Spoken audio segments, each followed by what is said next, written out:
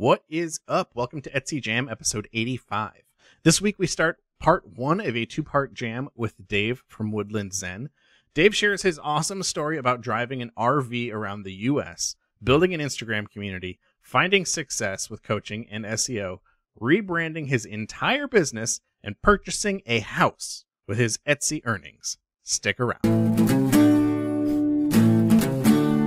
What is up? Welcome to Etsy Jam, the show where we have fun conversations about serious topics. I am Gordon with Marmalead. And I am Richie from Marmalead. And if you don't yet know about Marmalead and you have an Etsy shop you are serious about, check out Marmalead, because Marmalead gets your products found with real shopper keywords. And you can learn all about that at marmalead.com, which is marmalead.com. And we have a very special guest with us this week. We have Dave from WoodlandZen. Thank you so much for joining us, Dave.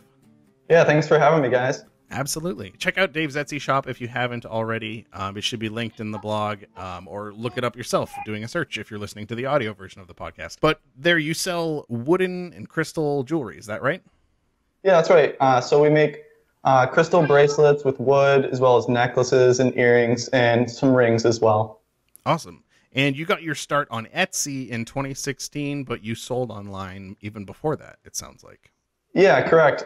So I actually started an Etsy shop 4 years ago and ended up giving up. I got overwhelmed and I wasn't doing so hot, so I closed it down. But then now I'm back since 2016. So before I get too far into this, we do want to mention, too, that we're going to break this up into a two-part jam. So the first part is going to be getting to know Dave and hearing his story about his shop and everything. And then he's faced some struggles, which I think a lot of Etsy sellers are going to be able to relate to. And so part two of the jam is really going to be like a deep dive into those struggles and how to overcome them. And Dave's prepared a few tips for people about keeping a positive mindset and how that kind of made a huge difference in his experience with online sales too. So make sure you stick around for part two of the jam, which will be released the next week. But Dave, do you want to give us a little bit of background about where you were selling before you were, I guess, after you were on Etsy the first time, before you were on Etsy the second time, and how that was going for you?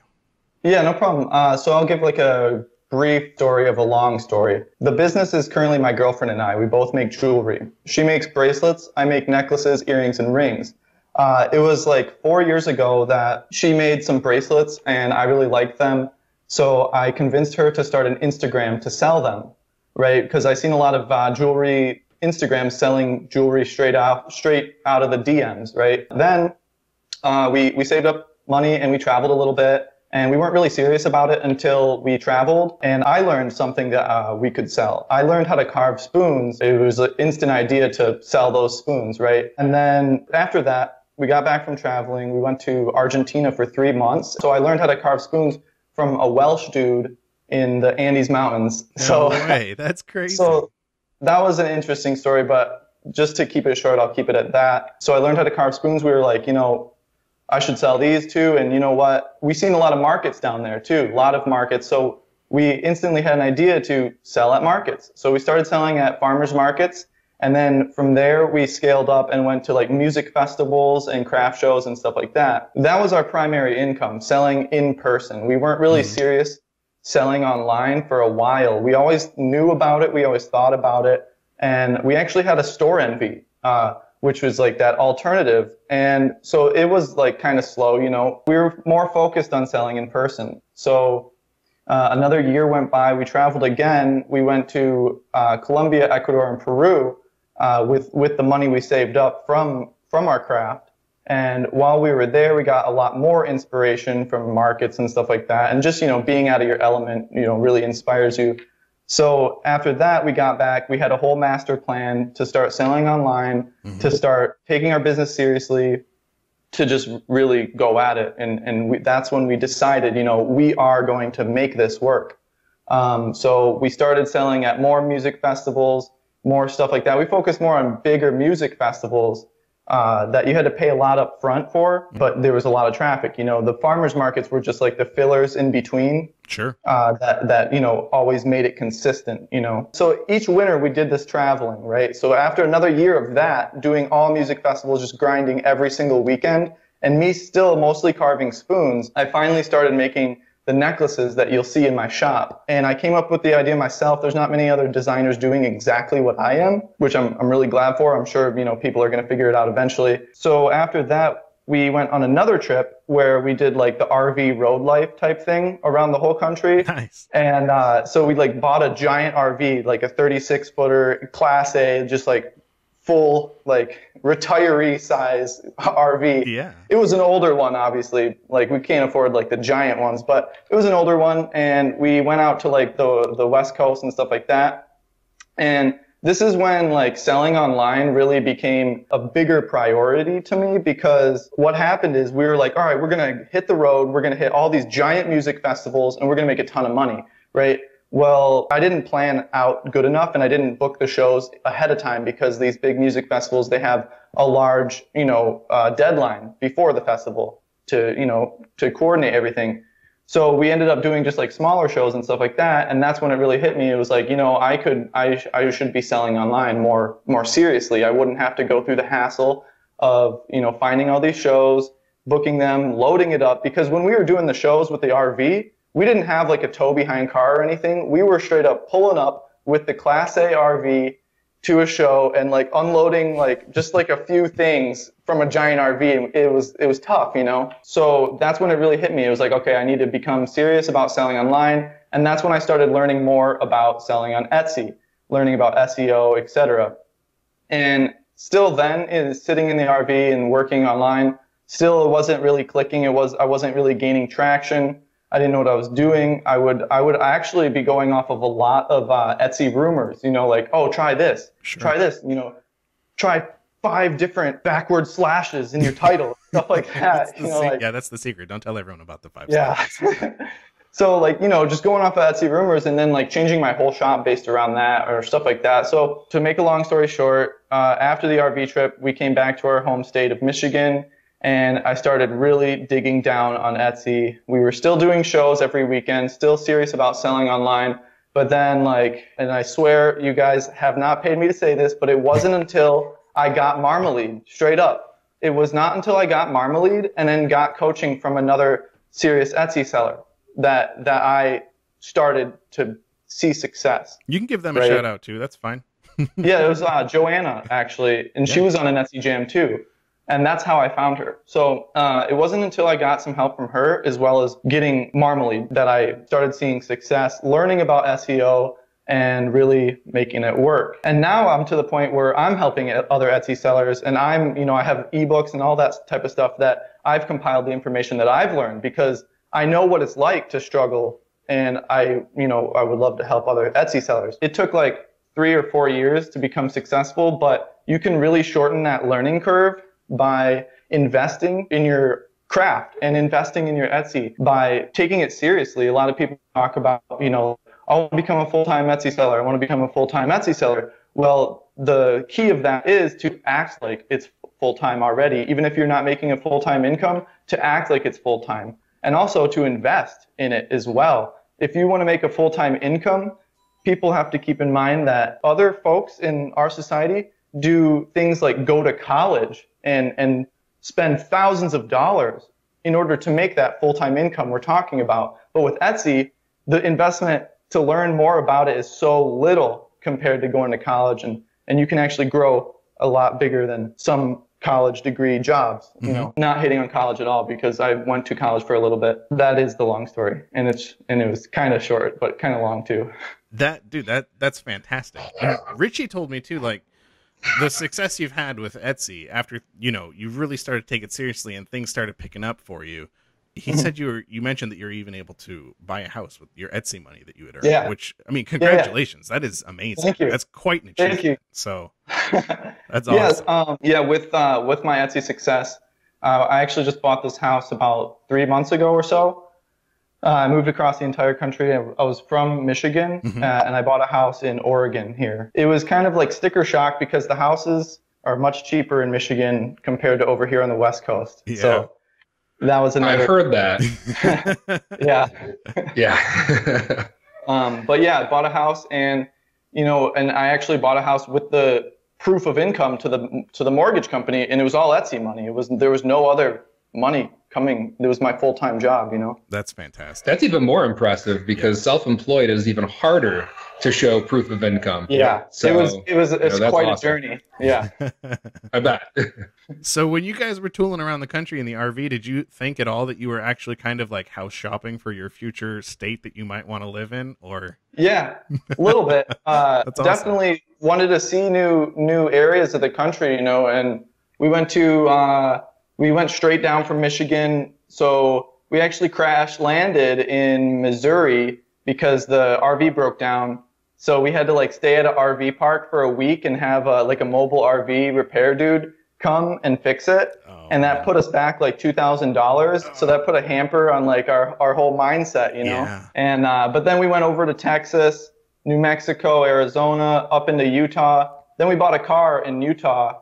It was like a Jeep, and we off-roaded with it in Moab, which is like a big off-roading town and stuff like that. We off-roaded there and stuff. Then we came back to Michigan and sold it, and sold the RV, sold the car, and then, you know, kind of like reset.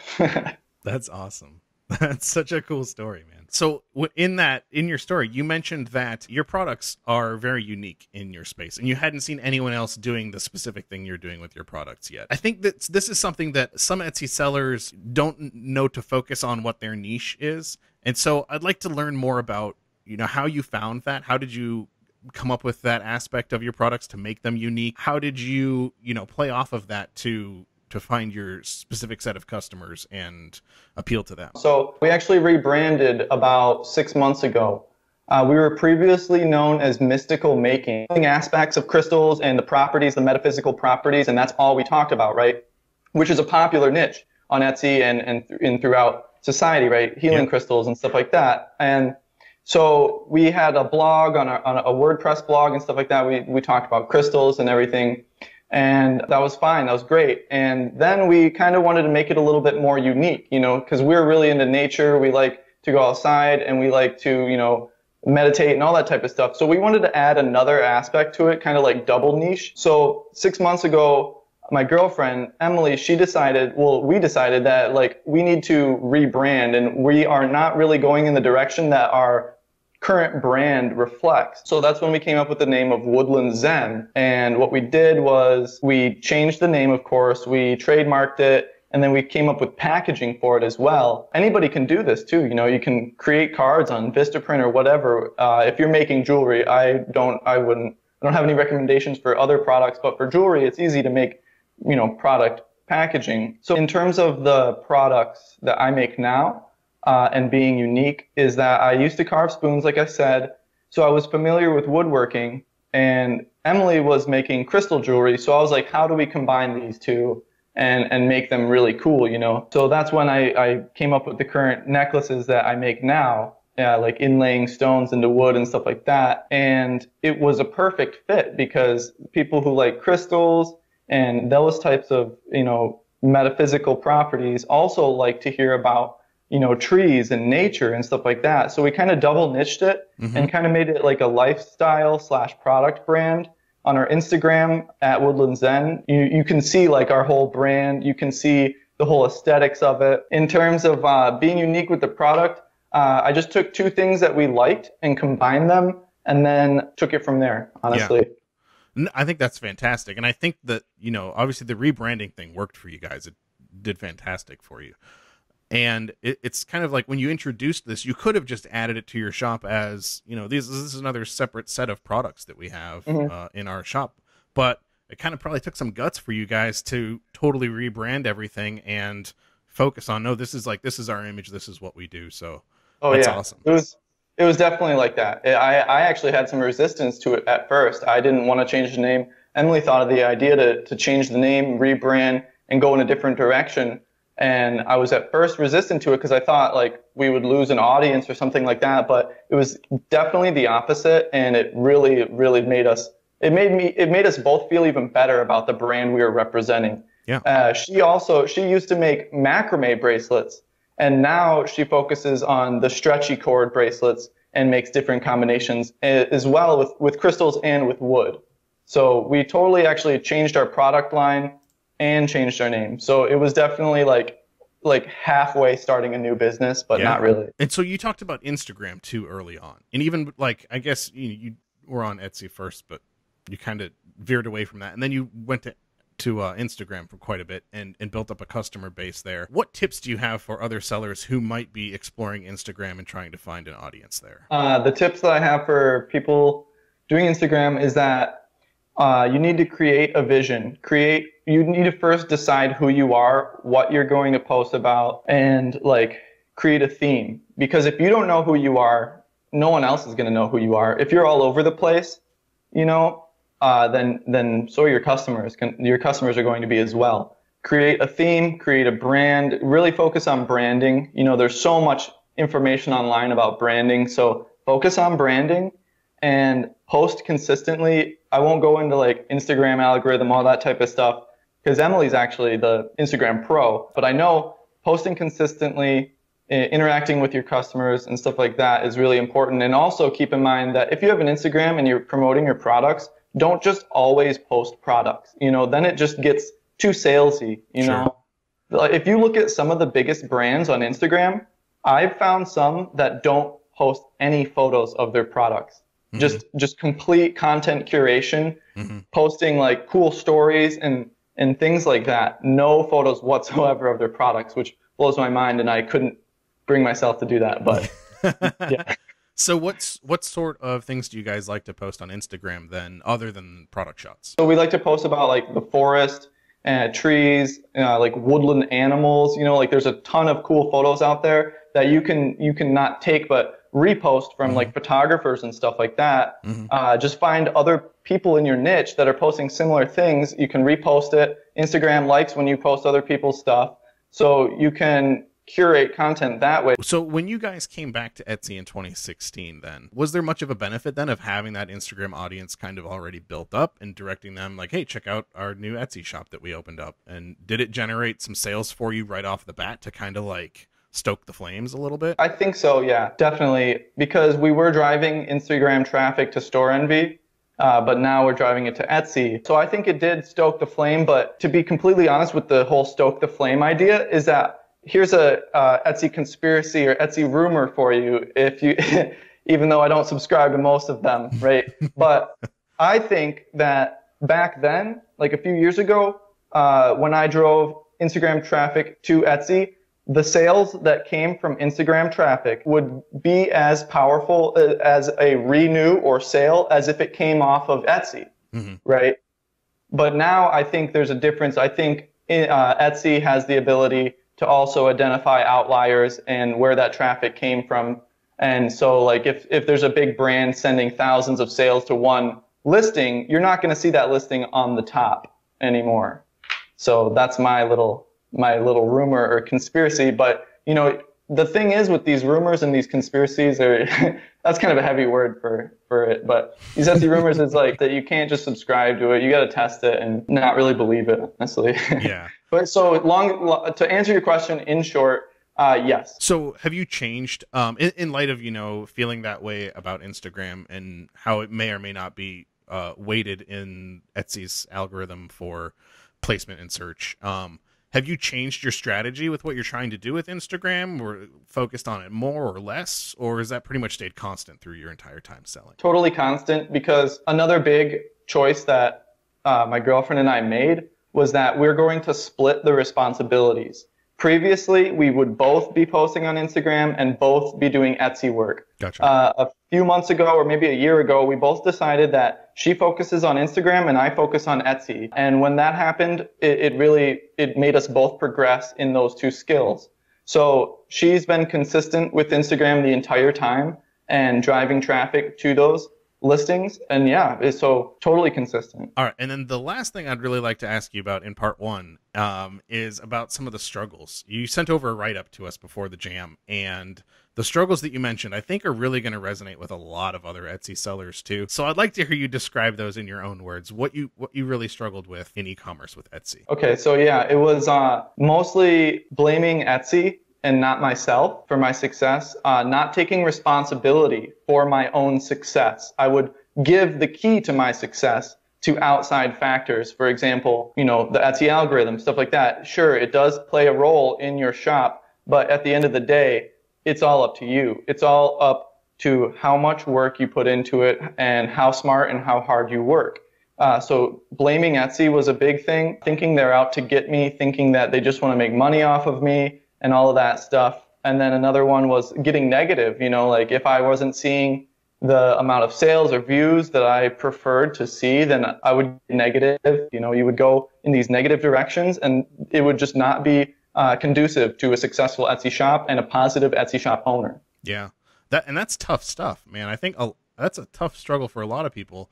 And I don't know if you ever went into like Etsy forums or different groups online or stuff like that, but a lot of times that mindset, or that like Etsy is changing things, it's gonna, it's the end of the world for vintage or whatever it is, that mindset can kind of like spread pretty easily in those online communities and groups and stuff like that. So that I think that's a big one. And you mentioned too in the write-up that you sent over that it was much easier for you after you stopped those trains of thought. I thought that was interesting, especially the way that you worded it too, because it wasn't like things got better and then I didn't feel like it was that way anymore. It was like I made a conscious effort to change my way I was thinking about things, and then things got better. You know what I mean? Yeah, absolutely. Like I said, it was like once I changed my mindset, I realized that I hold the key to my success and I am the responsible one for that success.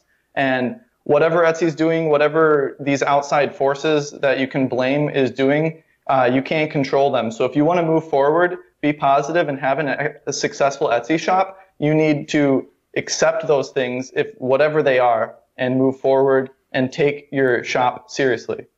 Yeah, that's fantastic, man. That's awesome. And congratulations on your success too with Etsy. It's fantastic to hear, how far you've come in just the last handful of years with your online sales. It's awesome. Thank you. Totally. Yeah, awesome. I feel like it was like a switch that got turned on for sure. I want to ask you about reviews real quick, actually.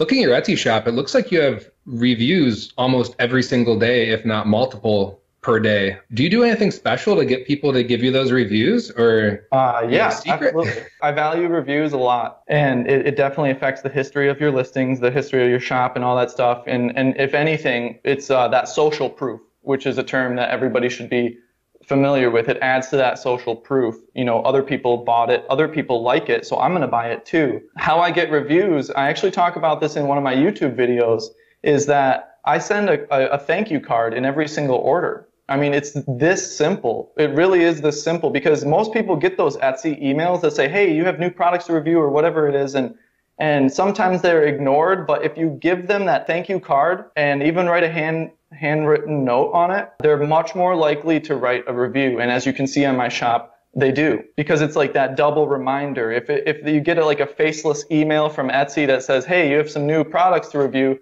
I get emails like that from Amazon and other websites, and I actually ignore most of them unless I was like extremely stoked on that product, So what I do is, you can do this. You don't have to do VistaPrint or any like card printing service. You can get like cardstock, put it in your printer, and design something on Word. It can be that simple. Hey, thank you for purchasing this item. Please post a review on Etsy. And then you cut it out, and then you write on the back of it and say thank you, write your name and stuff. And I always tell the people that I mentor or the people that I help, until you are so busy that you cannot write every single handwritten note, continue to write those notes until you're making orders all day long, packaging orders all day long.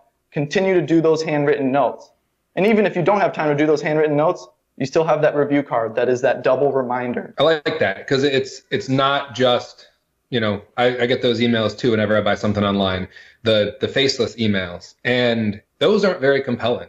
But when I can connect it to you, another person with their business that cares on the other side, that's so different. It's if your friend wants you to help them with something, like, hey, will you help me move? It's like, yes, I'm going to go help you move. If it's some mass email that doesn't even have your name on it, like, hey, will you help me move?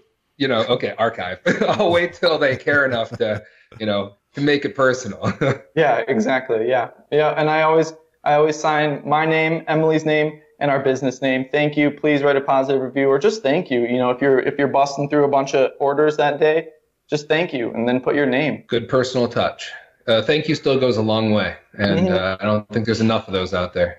Yeah, and also to go back on a previous subject we just talked about and connect it to the reviews, is that a reason why people, an easier reason to get negative selling on Etsy is because most of the time it's your craft or something that you're representing it, whether it be a print-on-demand product, a vintage product, or your handmade product. It's something that you personally are representing. It's different from like an Amazon business or like a drop shipping business or something to that effect. Your ego is connected to it in a way. And if you're not doing good, then like it affects you a little more personally. And so that's another aspect. Like, it is your personal business and you do have a face. So when people are buying off Etsy, they know that it's a handmade business, or they know that it's a vintage business, or they know it's an actual person they're buying from. And when you remind them of that in the package that they receive, it goes a long way. Totally agreed. Well, thanks so much for joining us for part 1, Dave, and chatting with us. If you guys enjoyed this, and I think you should stick around for part 2, because Dave's going to offer some tips for how he managed to stay positive and kind of change his whole mindset, which it's not an easy thing to do. So any tips I would find immensely helpful in that space. So stick around for part 2. Join us next time on Etsy Jam.